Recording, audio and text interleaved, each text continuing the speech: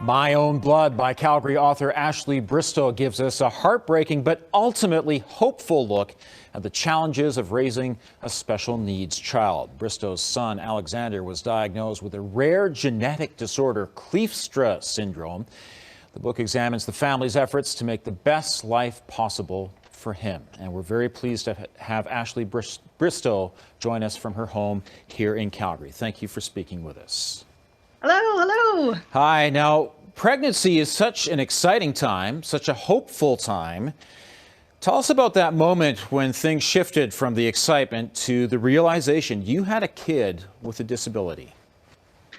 Yeah, I was in the NICU at the Rocky View Hospital, and the nurses were amazing there, but there seemed to be something wrong with our son.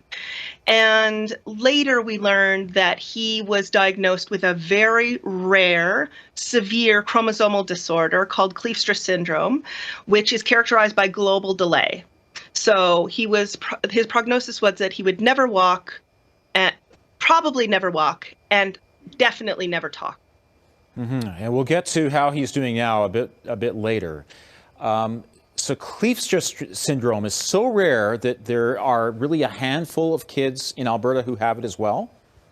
Absolutely. Alexander was the 72nd person worldwide diagnosed. Wow. So when did things start to shift? When did things move from disappointment to, hey, we're going to get through this, we're going to make the best of it? Well, I don't know that it ever shifted entirely there, but we did find a place in the United States called the Institutes in Philadelphia. We went there, we were given an incredibly intensive therapy program, and we brought it home, and I ran it here in Calgary. Now, the book recounts those first years when I was fighting to give him the opportunity to maximize his potential and how my whole world changed as a result. And I wrote the book as a response to this pure fury that I was experiencing, that my life had been taken away from me, and that these series of traumatic experiences that we were having, not with Alexander so much as with the system and with other people around us, I started to realize this had to be a common experience. And slowly realizing that there was a baked-in bigotry in Canadian society around people with disabilities, and that as his mother, I was the acceptable loss to society in order to take care of and keep Alexander away from everyone else. And it needed attention. So how frustrating was it that you had to go to the U.S. to get treatment instead of getting treatment for a special needs child here in Alberta? Well, I would say that I'm a huge believer in public health. And it's not that we don't have the capacity to deal with this here in Canada. And it's not that they're better at it in the United States. It's a matter of philosophy. And we really need to shift the philosophy from here being, oh, well, let's see what happens, rather than, no, this is an emergency right now, early intervention, let's take on early intervention and treat it as the emergency that it is. And you can make a difference to your child. You can change their trajectory. If you maximize their potential now, incredible difference in where they get to. Okay. And so, I mean, yeah, go ahead. Well, I was just going to say, let's talk about the difference, because as you mentioned, you were told he may not walk, he may not talk. And yet recently, he walked into school for the first time. How did that feel? Oh, it was amazing. I mean, Alexander now is 12 years old. He walks, he talks, he swims in the ocean with waves. He throws rocks down at the river every single day. I mean, he loves Björk, the singer from Iceland, and her song Moon. We have 2 dogs, loves the dogs. I mean, totally different. But I should say that the book is about Alexander, but it's mostly about me, my frustrations, my journey, and my sort of analysis of the situation. It's a really angry book about the absurdities that women have to go through raising a special needs child, and what parents have to deal with when they come up against the system and society. And there's a lot of swearing. Yeah, I've noticed that too. Looking ahead, what do you think Alexander's future is as an adult, once he becomes an adult? Well, let's see. let's see how society changes. I hope I spur a sea change in how we are having this conversation around disability and our most vulnerable in society in Canada. I really hope this leads the charge. I mean, we've seen parents across the country advocating in a totally new way to get their kids off of wait lists, to get their kids properly integrated in the school system, to integrate communities. I mean, the pandemic has really brought to the fore the impact of isolation on everyday families, people with neurotypical children or no children. People have been feeling that sense of isolation that families with disabled family members have been subjected to for decades, hundreds of years, thousands of years. And now, in this new world that we're having to kind of build from scratch in the midst of this pandemic, we're having this opportunity to really create something that can be better for everyone. Honestly, better for everyone. Well, it's a terrific book, and thanks for sharing your story with us. Thank you. It's a pleasure. All right, take care. And Ashley's new book is My Own Blood. You can connect with her on Facebook. She's also on Instagram and Twitter. All right.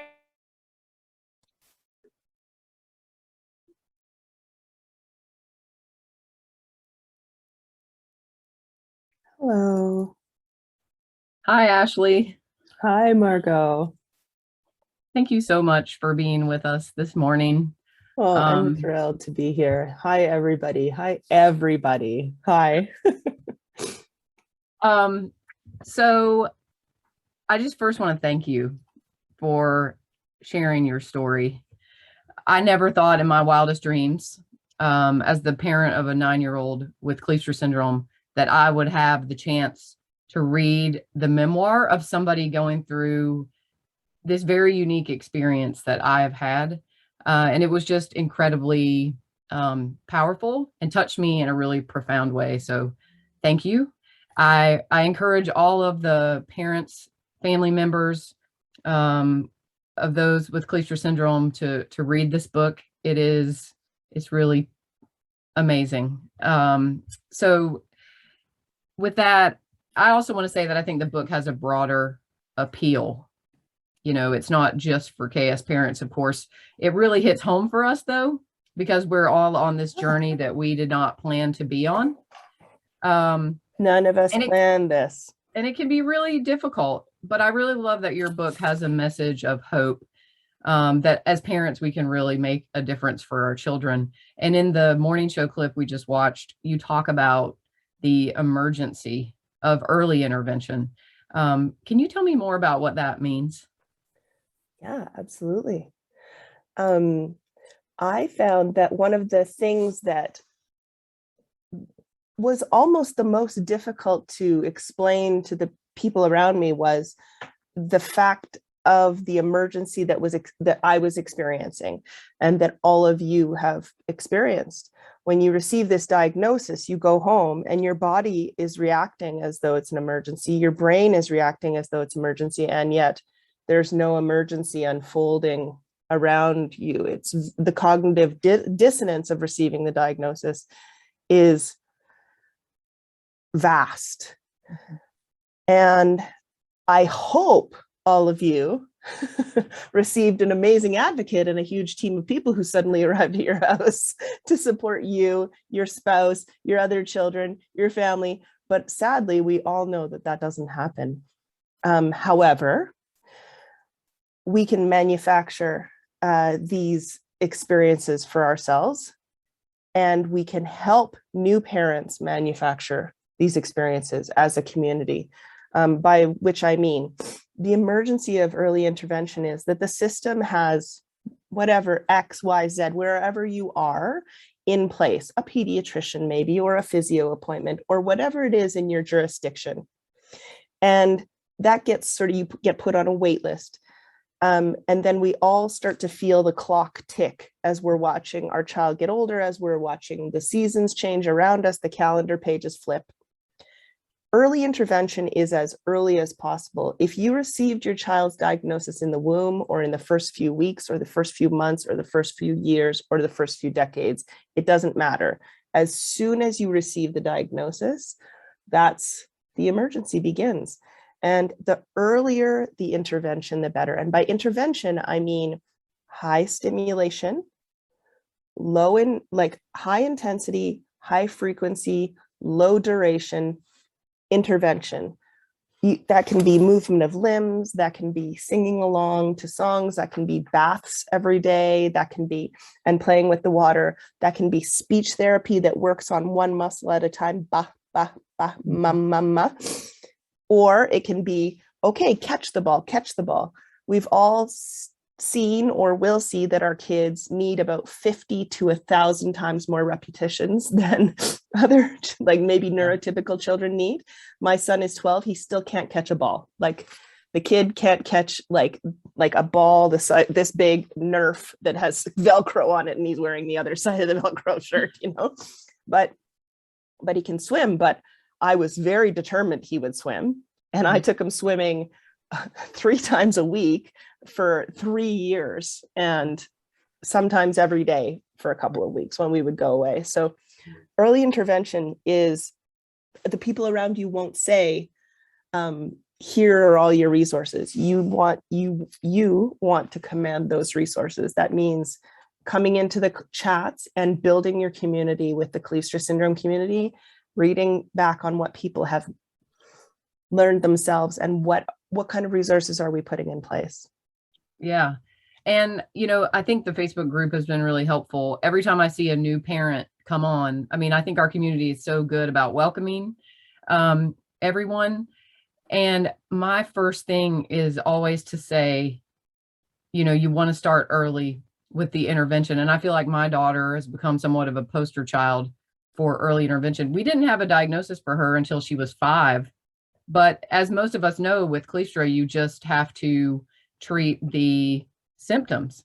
And I have learned over her lifetime that she can learn how to do anything. And I learned that by watching other parents tell me about what is possible. And it gave me the will to be so persistent. And I think that your book really does that too. So a follow-up about that with the early intervention. I mean, sometimes it's hard to get your voice heard. And get services for your child. What are your tips for getting that? Well, in terms of service, there's service and then there's help, right? Yeah. So those are different things. I would suggest that you buy my book and throw it through the front window of your cousin or sister or neighbor or friends that you there just don't get it. And you just break their front window with my book. I'll tell the story for you. I would also say that you have to say to yourself, because everybody else will be like, you'll get used to it, or this will settle down. No, it's maybe temporary for other people. This is our new normal, as much as we may not want it at first. And the at first may last a very long time. So be gentle with yourself. Make sure you pull yourself together when you go in to speak to doctors, education people, and make sure you are prepared and calm. Record everything. Bring somebody with you who can hear it in another way. If it's legal in your jurisdiction, record on your phone audio of the interaction. Go back, listen to it again, not to catch other people out, but to make sure that you are your child's best advocate. We are in this for life, and we're in it together. Yes. And so my advice is, be as calm as you can and as firm as you can. No, I'm not waiting until he's 2. No, I won't come back with her in 6 months. No, I need a referral now. Yes. Smile. Big smile. Yeah. I've been there. I know a lot of us have. And it, I think in my family as well, the burden of care for a child with special needs tends to fall on the mother, not in all cases. Shout out to the dads. But, in large part, the burden falls on mothers, and it is a really big burden to shoulder. And you talk about that very frankly in your book, which brought me to tears repeatedly, because, you know, I felt the same way so many times, and you can really burn out and just sort of put your own mental health to the side when you're so busy advocating for another human who can't advocate for themselves. So, you know, you talk about in the book really ending up in a pretty dark place. And I wonder what your advice is to parents, especially mothers, about taking care of their own mental health. So I'm just going to back up a little bit and say, moms, you're not alone. Dads, you're not alone. But moms, women, sadly, still second-class citizens in society. And there are expectations of women in all facets of how we live that end up bringing the burden of boring, repetitive, limiting work to our laps. And unfortunately, childcare can in many ways be boring, repetitive, and limiting. And especially, and when you have a sort of forever child, that can go on for a very long time. The very most important thing is to know you're not alone. I know that that made me feel a great deal of relief to meet other Kleestra syndrome families and other families with kids with special needs, and you just hold space for each other. In terms of so to that end, I wrote a list. You need to gather your community. So waste no energy on the people who are having trouble with what's happening to you. I'm not talking about throwing people away right away. I mean, the people who persistently just can't get on board. You know, you're kind of a bummer now, or you're a little bit inconvenient now that you have a special needs child. Those people, I'm sorry to say, are not going to come around. And believe me, I spent a lot of years trying to explain what was happening to us to those people before.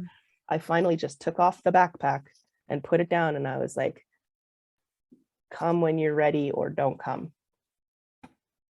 Yeah, so double down on the people who come out of the woodwork and treat you as though you are a human being, and treat your child as someone who's in there. Don't let your child be treated as an object, and don't let your child be talked about in their presence in ways that you wouldn't talk about a neurotypical child. No, your child is listening. You are your child's armor. Wear it. The other thing is, I have a lot of trouble with this, but I'm going to say it to all of you, and, you know, do what I say, not what I do, but exercise every day for 30 minutes. And that means anything from trampoline to walking to yoga, whatever. And I'm not talking about like running around after your kids picking up or making dinner or being busy. I'm talking about going and being in a mindset of, I am exercising for me. 30 minutes. Doesn't take, get up a little early. Don't eat one meal. I don't know. With your family, I mean, like, don't sit down to one meal or something. And yeah, the other thing is participate in the KS community online. Like, meet up with your local folks, offer support to someone who's a bit not behind you, but like who's coming up in their child's age a bit behind you. Like, pay what you know forward, even if your child is 3 months old. Be in touch with someone who just had their diagnosis, and you have no idea what you have to bring until you bring what you have. There are hundreds of us, thousands of us now, and I encourage you to lean in. The last thing is, if you don't have any allergies in your home, get a dog. Honestly, if you ever thought, I'd really like a dog, now's the time. People, get a dog. It really helps. A dog is someone who always is glad you walk through the door. Truly. And they help clean the floor. They do. Which is a nice bonus. That's beautiful. I mean, there's so many comments in the chat. I mean, people are really feeling feeling that advice. And, you know, anytime another KS parent has reached out to me, I mean, I certainly don't have all the answers. I don't think I ever will, but No. just talking through it with somebody who has just got their diagnosis, you know, it can be so overwhelming, and just being able to kind of spill that out with another person that understands is so important. So I wholeheartedly agree. Just be there for another parent and pay it forward as we all sort of figure it out together. Well, I really think your book is helping build awareness about Kleefstra syndrome, but really about special needs community at large. And one of the takeaways from your book is that we have this opportunity to build a better world together. I'm so grateful for you sharing your story, and I'm so excited about iDefine bringing us together as a community to really bravo. work Thank you. to work Thank you for the together. work. Yeah. So, I mean, we can all dream for a world where inclusion is like the standard practice. My daughter, I've started to find my people who know about my daughter, who understand that she has some social communication issues, and they invited her to join the Brownie Troop. And that kind of thing is so wonderful. We'll see how it goes. We haven't started yet, but I mean, the invitation is just so meaningful to be included. And so at least I think we can find those glimmers of hope, and we can help change the world. So before we go and take any questions from the audience, we were wondering if it might be possible for us to meet Alexander. Yeah, why don't we take the questions from the audience, and then I'll summon him up here. I'll get and so let's take a question, and then I'll get Turner to bring him up. Yeah. I'll actually ask a question that has been running through my mind since we first started planning this. And that is, when is your podcast between you two going live? I think we should start a podcast, and every single person in the community should be a special guest star. Every single family has like a huge story to tell. I'm just one person. I've been told by so many families, so many women, that this is my story. I could have written this book. Every single one of you have a story. And I wanted actually to highlight this book. It's called A Life with Riley. This is actually the first memoir by a mom with a child with Kleefstra syndrome. This is a memoir that came out at least 8 years ago. I think it was an independent publisher, but this book is also so A Life with Riley by Nikki Zimmerman. And before we, and I also, one sec, I also want to recommend this book to everyone. This is called A Good Life by Al Etmansky.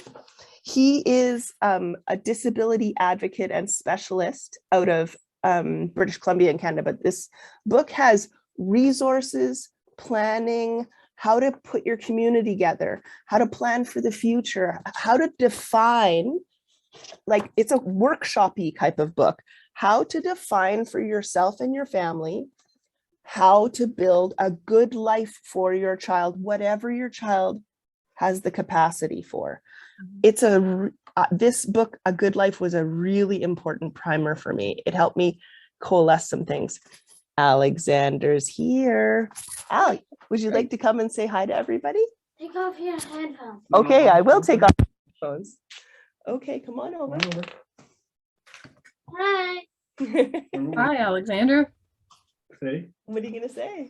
My name is good morning. My name is Alexander. I am 12 years and nice to meet you. Oh, Wow. Hi, Alexander. My name is Margo. I'm 42 years old, and it's so nice to meet you. Is that grandma? no, that is Margo. Margo is the name of his grandmother. Oh, really? Oh, I thought he was asking if I was a grandma. No, I was going to take it in stride. Hi, Margo. Hi, it's so nice to meet you. And there's lots and lots of other people. All these names are other people. You can say hi to everybody. Hi, everybody. Hi, everybody. Alexander, may I ask you a question? Sure. How did you learn to skip rocks? I don't know. Did you How did practice? you learn to skip rocks? I guess we went to the river every day. Yeah, we went to the river every day. Every day? Practice, practice, practice. Perfect. How do you get to Practice. Carnegie Hall? That's right. Very good. Well, it's been You such a can't see the pleasure. crowds and crowds because as an extrovert, Alexander would love it. Oh, very good. Okay.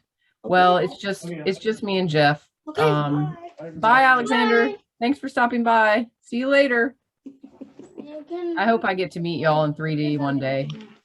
Oh, I would love it. I can't wait for in-person meetups again. Like when Yeah. you think about the number of people who have come into our community just since the pandemic. Right. Truly. Welcome, welcome. I'm sorry we haven't seen each other in real life, IRL, you know? Right. Well, thank you for your time, Ashley. Thank you again for sharing your story and spending time with us this morning. It's been wonderful. Again, you you so can get much. Ashley's book, My Own Blood. It's available online. Yeah, it's available. It's available worldwide now, online. You can get it Bookstore. in. Yeah. It's really angry and it's Mhm. funny. And there's a lot of cursing. There's a lot of cursing. I'm sorry, but not sorry. And Not listen, sorry. if you want, get it on Audible, where you can actually listen to Ashley tell it herself. I mean, it's amazing. All right. Well, we'll kick it back to you, Jeff. Thanks, everybody. Thank you, everybody.